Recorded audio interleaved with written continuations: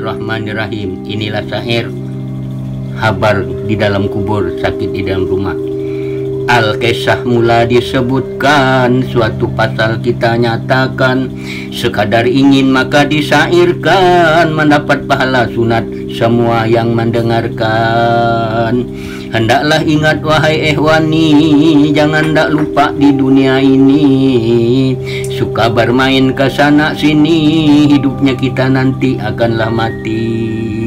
Jangan ria, jangan takabur, pandang olehmu kepada kubur. Disitulah tempat tubuh nen lebur, hancur luluh menjadi bubur.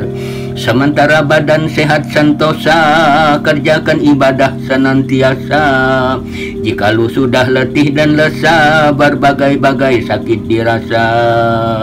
Apabila kita hampirkan mati, datang penyakit silih berganti.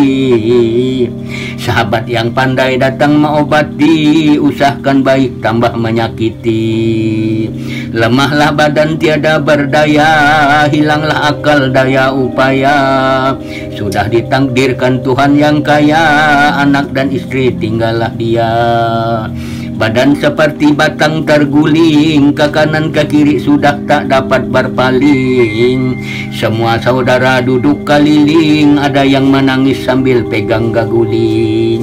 Badan letih daib terlentang, tidak bergerak seperti batang. Mata tersurak terbeleak ke atas memandang. Sahabat yang pandai semuanya datang. Datanglah ulama diilir di ulu, meniupkan syahadat bertalu-talu.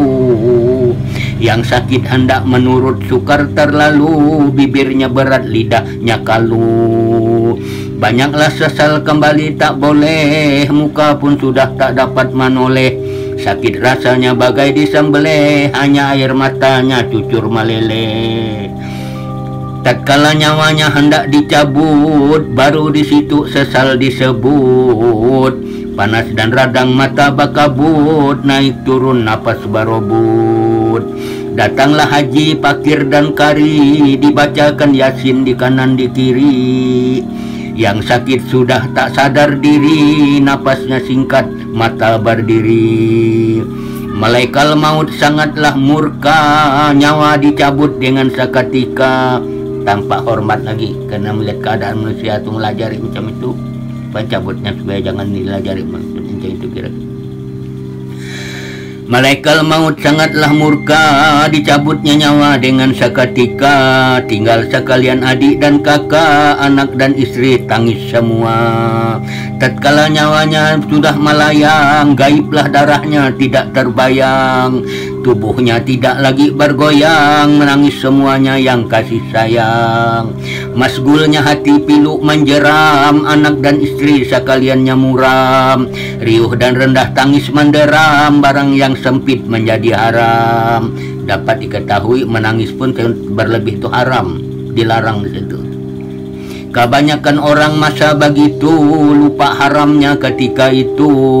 Menangis meratap tidak bertentu, akal dan pikir semuanya mutu. Karena sangat kasih sayangnya, tambahan pula kurang ilmunya. Ditambah kita ini kurang ilmu, menangis terlalu. Menjadi lupa akan dirinya, menangis menjarit-jarit dengan ratapnya, bunyi ratapnya. Aduhai Gusti nyawa badanku, sampailah hati meninggalkan aku. Bagaikan hancur jantung hatiku, betapa gerangan untung nasibku. Ayuhai badan nasib yang malang, cahaya mataku sudahlah hilang. Lemah sekalian sendi dan tulang, berbagai ratapnya berulang-ulang. Karena sangat kasih dan cinta, lupa kepada jiwa anggota. Menangis meratap berbagai kata, menjadi dosa semata-mata. Nah, berdosa terlalu nangis. Terlantarlah mayat dengan selubungnya. Ini status mati sudah nih. Terlantarlah mayat dengan selubungnya, ditangisi orang isi rumahnya. Ada yang menyediakan pakakas mandinya, air pun sudah disediakannya. Diangkat mayat lalu dimandikan, setelah selesai kapan dibungkuskan. Orang berdiri menyambayangkan, papan dan daka telah disediakan.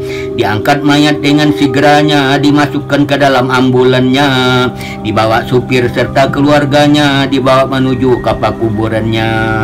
serta sampai lalu dimasukkan, kapan di mukanya segera dibukakan, kepada tanah dia diciumkan, setelah itu daka dikenakan, lalu ditutup pula papannya, tanah ditimbun dengan segeranya, serta didirikan kedua mesannya, tinggallah mayat seorang dirinya. Setelah selesai penimbunan tadi, dibacakan talakin akan melajari, bangunlah mayat seorang diri, piluknya tidak lagi terperi. Jadi mati itu statusnya masih di rumah, begitu di dalam kubur saking hidup kembali lagi. Bangun mendengar pelajaran yang tentu, berdabarlahnya pikirannya mutu. Di situ dia merasa yatim piatu, sarang teman pun tidak ada di situ.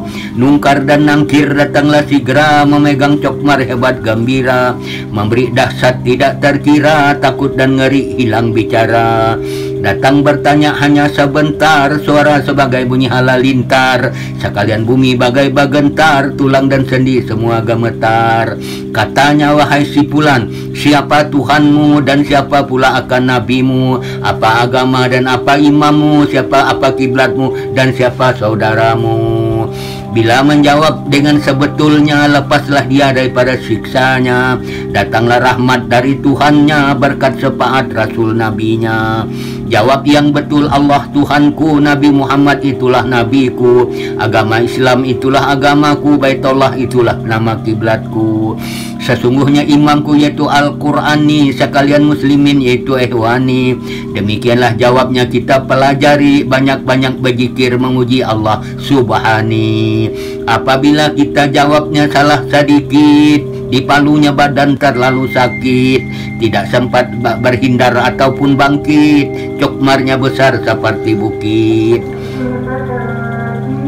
Palunya bak sakit bukan kepala, ngerasa remuk sendi dan tulang. Kita ditanyanya berulang-ulang supaya dijawab berterus terang.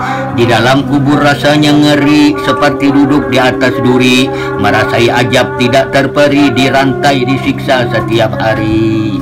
Di dalam kubur rasa kemasgulan, sebab hidup di dunia tidak karuan, berbuat mungkar sepanjang jalan, agamanya tidak diperhatikan. Jika kita ingin selamat dari dunia sampai akhirat, tatkala hidup berbadan sehat, jangan melupakan segala sholat.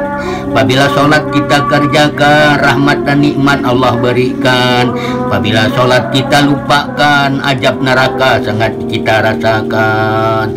Patut bersyukur kepada Tuhan, semua perintahnya kita kerjakan, semua larangannya kita tinggalkan, masuklah ke surga sebagai balasan.